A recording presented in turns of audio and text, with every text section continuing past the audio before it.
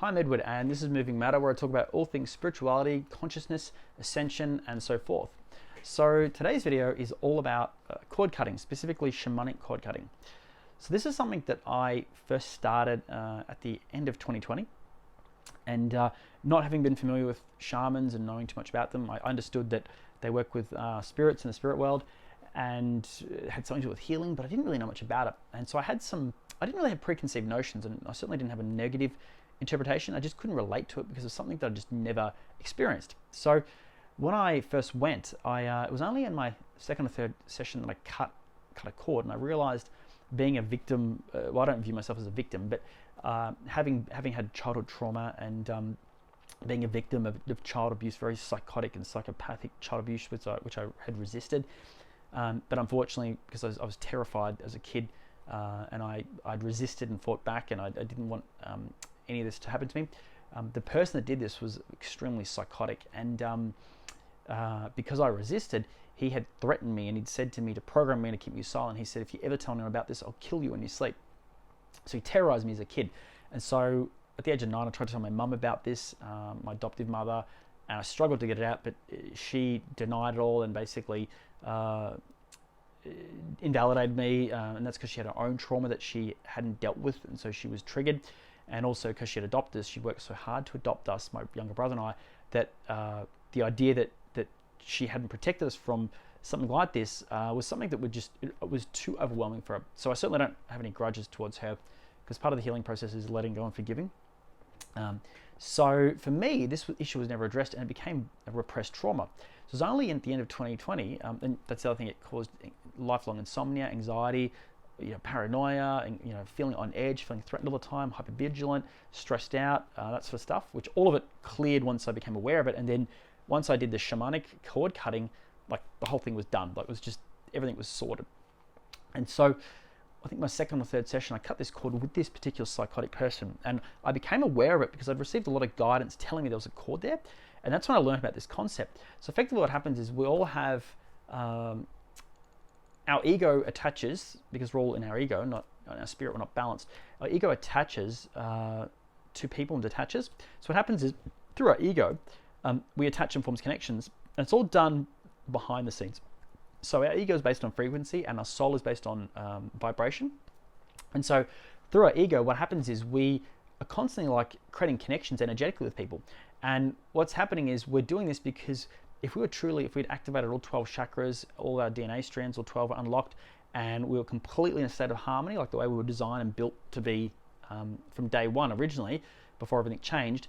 And very much, when you look at the Bible, you see Adam and Eve and Garden of Eden, they're a perfect example of how humans were originally perfectly in harmony with everything around them, with themselves. They're perfectly tuned vibrationally, everything about that. And so they were in a state of paradise, bliss. So if we're in that state, we wouldn't need to attach and detach, because we'd feel and connect and sense everything. And so we would just naturally tune in and connect into other people and tune out when it wasn't needed. We wouldn't be attaching and detaching. So what happens is when we connect with people, we have trauma, we attach, we create trauma bonds. So that's a concept that in shadow work you'll hear a lot of trauma bonding. Like in relationships, my now ex and I trauma bonded over trauma unknowingly, and we formed very strong attachment to that. But then as I woke up spiritually and went through my process of healing, and she wasn't ready for it, that bond became effectively a point of difference, a problem, because we were no longer on the same page anymore. So what happens is we create these energetic connections, and so especially with people that we've had trauma with. So for me, this psychopath that abused me, one of the first things I did was I cancelled the soul agreement, because I was receiving guidance, and I had to consciously do that. That's my will. That's me through the mind, through the ego, but soul level is saying, okay, I'm making a statement of declaration that I'm cancelling the soul agreement with this person. And it might seem a bit unproductive. It might seem a bit strange or odd that we'd have a soul agreement with someone that's terrorized us, but it's a complicated process, but it's actually really simple. When you drive reality from soul, effectively everything's based on experience. And so what happens is, I guess we could say in one way, the soul doesn't really differentiate between negative and positive. It just sees it as experience. That's sort of the way I view it now. And so on a soul level, we're driving our reality through experience. So good and bad experiences can happen, and then we can sign up for them. But on a conscious egoic level, they can be terrible experiences. So that's sort of Maybe not be the best explanation, but that's sort of the way I've rationalized it so far. And as time goes on, I'm sure I'll come up with a better way of describing that, but that's sort of the way I view it from a soul level. So, which is really difficult, because when you're not in the soul and you've been terrorized, you've had terrible things happen to you, it's very difficult to rationalize that and until you've forgiven, you've let go, and you've moved forward. So, because it almost feels like you're condoning what someone's done that's terrible, which is absolutely not the case at all. But what I realized is, because we're seeing things through our ego, we need to consciously cancel the soul agreement, cancel the connection, however you want it, whatever language. It's really about your intentions. Effectively, I don't want this anymore. And then what happened is I had this shamanic session, and I became aware that there was still an energetic connection. I was perceiving this person's energy, and it was horrible energy. I was feeling it, and I became consciously aware. I was like, there's some connection here. It's not a connection I want, but I spoke to the shaman. I said, is it possible I have a connection with this person? I don't like to use the word, well, connection's a funny word, but it's, for lack of a better term, it's a connection. It's not a nice one, not one that I wanted. And so he didn't really believe me, because he's like, how can you feel that? How can you perceive that? But then I explained it to him, and he did a check on me. So he checked my field. He looked at me through the spirit world by closing his eyes, and he was like, holy shit, there's a connection there. It's like a tree trunk. It's really ancient. Oh my God, it's been with you since you're 4. This is draining you. Like, this person's effectively like a vampire feeding off your energy. So what happened is, he cut that cord. It took a lot of work. It took an entire session, which is about an hour and a half. But once he cut it, like, as soon as I left, it wasn't psychosomatic. I actually I felt like this 10-kilo weight was off me. Honestly, I felt like energetically, like there was something weighing me down, and suddenly it was off me. And it was just this toxic, shitty energy was gone for the first time. And I was sensing and hearing just this, I could just feel this, like, this energy, and I could hear stuff connected to it. And I was seeing flashes and images. And the way I learned about it is, like, my psychic sense was picking up stuff like wirelessly from this person. It was just very nasty. It was just very anger, aggression, bullying, belittling people. And I just couldn't quite, when it first started happening, I thought I was losing my mind. But then I became aware I'm highly energy sensitive, and I can sense and perceive things. So once I cut this cord, all that stopped. And I could feel it as separate to me. That's why I knew it wasn't me. It just was such a mind-blowing concept that I just didn't even know about this. Because when you look at the Western health system, it writes off all this sort of stuff. It treats all this sort of stuff as just, what's the word, like quack work, or just loony, just absolute bonkers. And that's because the Western health system, it's all about the mind, it's all about intellect, it's all about numbers, it's all about quantifiable data, research, empirical evidence, fact-based, all intellect. There's no intuition, there's no room for sensing or feeling. That's all considered bullshit. And so the problem with the Western health system is that it may be very good with the mental, but it has a poor track record of healing people. And so it's very money-oriented, very profit-focused. And when you do your research on it, you can see it's all been set up that way. It's not about healing people. It's really just about keeping people subscribing and paying and keeping them in the middle there. Like, it's not about giving you your life back. It's either they don't want you dead, but they don't want you 100% in health either. They just want you somewhere in the middle where you're paying effectively. And that's a very cynical, jaded way of looking at it. But I've been through the Western health system, and I thought it was, top stuff at the start. And once I got out of it, I was shocked at how much bullshit there is, how false it is.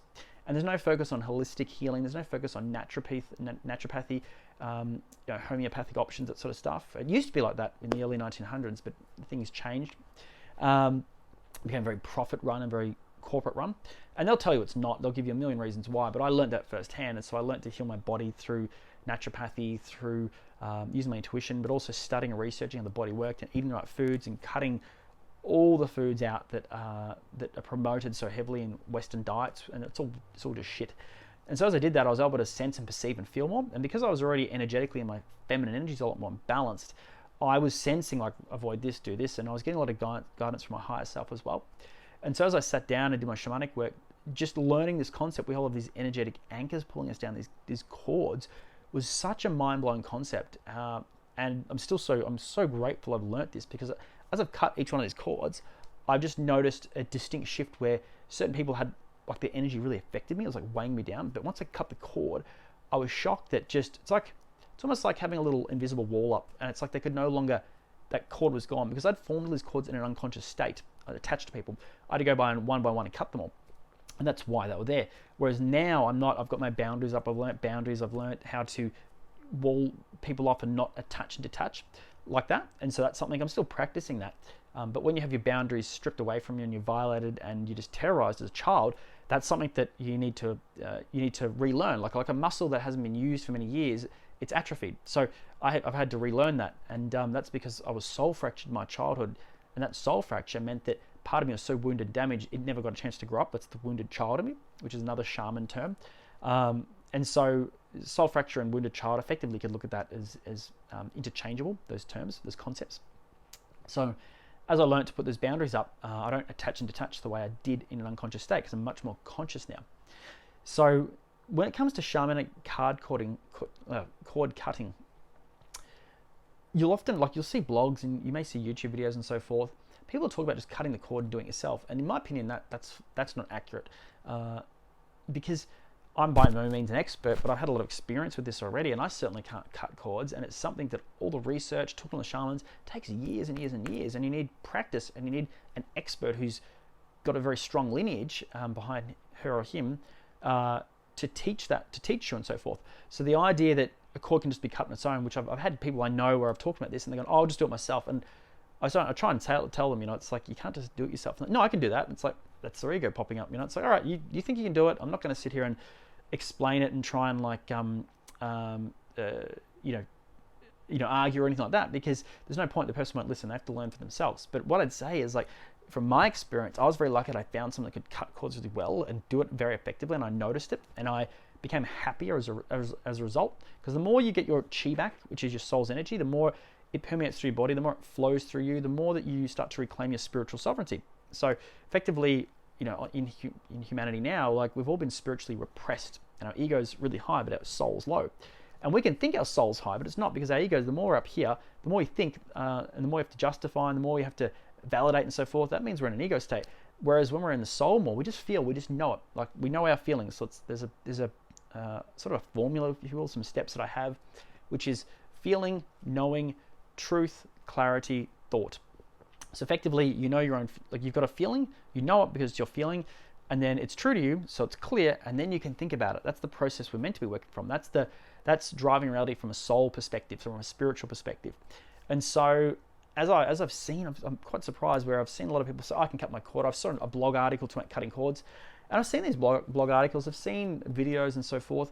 But in my opinion, and I don't like to invalidate other people's experiences, all I'd say is that from my experience, 100% you need an expert. It's like if your house had a problem and say water's flooding out everywhere, out of the bathroom, out of the sink, and the toilet was overflowing, or it wasn't flushing, or whatever. There's just all sorts of water issues. You could have a crack at it yourself. You could, but if it's not something really, really simple and really obvious, like let's just say someone flicked the water pipe switch, the tap switch off to the toilet, and it wasn't flushing, because you might look and go, hold on, maybe if I feel that switch, oh look, the water's going. That's a simple thing.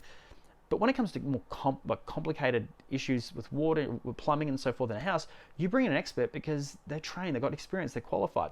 Same with shamanic cord cutting. If you want to cut cords, and say you've been a victim of trauma, say you've been someone who's been terrorized, you've been a child abuse victim, you've been a rape victim, you've been narcissistic abuse, you've been on the receiving end of psychopathic abuse, any type of abuse that's affected you, it's pulled you down, it's got you in a state where you're in pain, you're in trauma, then you've got a cord with that person, and that cord, it's not that you did it consciously, it's unconsciously, it's something that's happening in the background.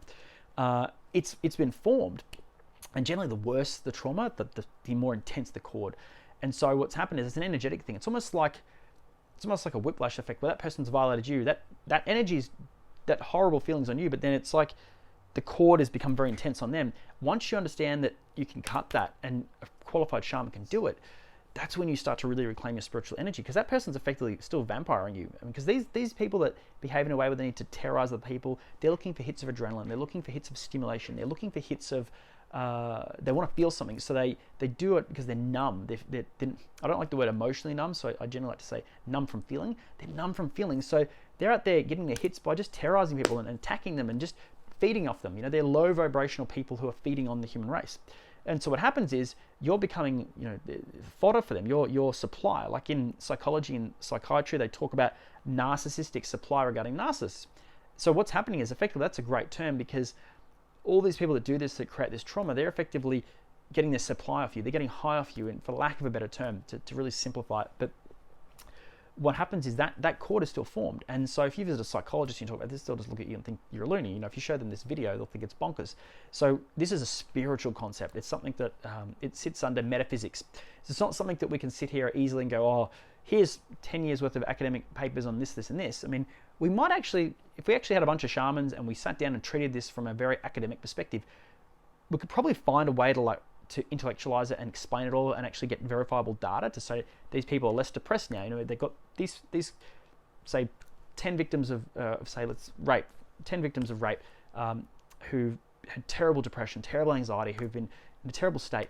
They did, let's say, a year's worth of intense shamanic healing work.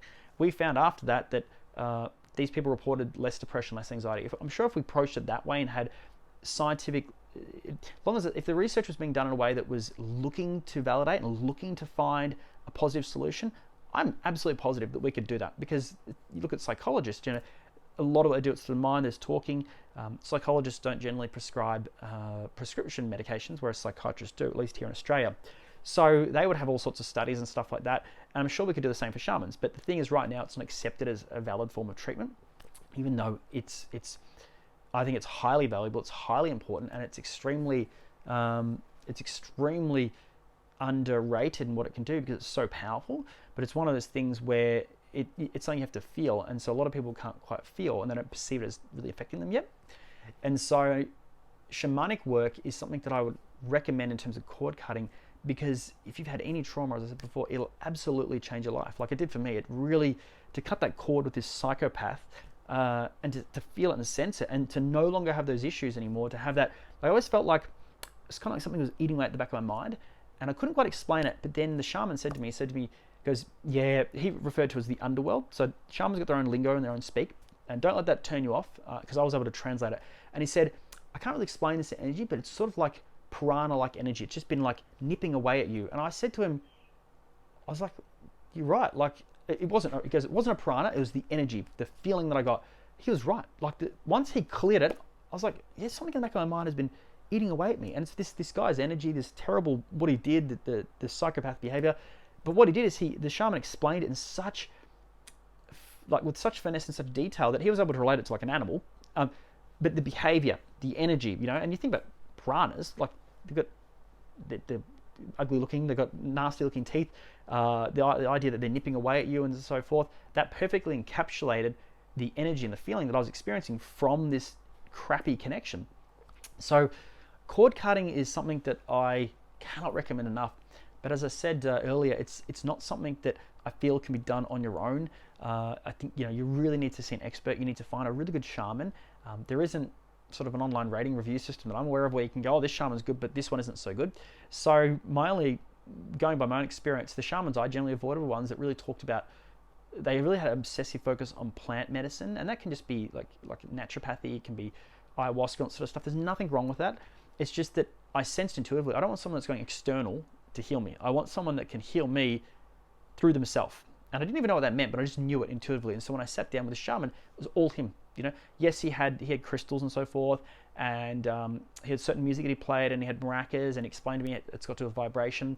But this particular shaman was so great because he is he's got more of a scientific approach to it, and his background's biology. And so he had a bit more of a level-headed, more rational idea about it. I think I needed that at the start because I was still my masculine energies. Well, I was balancing out of them, but I was still doing work to clear all that debris, and I was fine-tuning it. And so the idea that we can cut our own cords is not something that I agree with. And I think it's really important to, you've got a problem with your house, you've got a plumbing issue, you've got an electrical issue, unless you're a plumber or electrician, the best thing is to hire someone that can do that, because you'll get your you'll get their license, so you get your certificates and so forth to say they're qualified to fix the property, and it gives you insurance as well as a seal of approval. But with a qualified shaman, it's very much the same thing. So this was just one example, some examples of my experiences with shamans and cord cutting and how it literally changed my life. Like the lows that I used to experience as well, feeling depressed, even just clearing out all the foods as well, got rid of pretty much all my anxiety. But there was always a little bit of doubt and so forth, a little bit of negativity, that something was like feeding off me. And so it was easy for me to get into a more negative state. That all stopped once I started cutting cords. And then I cut the cord with my father. That made a massive difference. He's a very negative person. I cut the cord with my ex as well, and that was very, very healthy for me, and so forth. And so the more that we can cut cords with people that aren't nourishing us, that aren't supporting us, the better. So I hope this helped. If you have any questions or any feedback, please let me know in the comments below. Please like and share and subscribe if you like this. And if you didn't like it, please dislike it. And I'll see you in the next one. Thank you very much.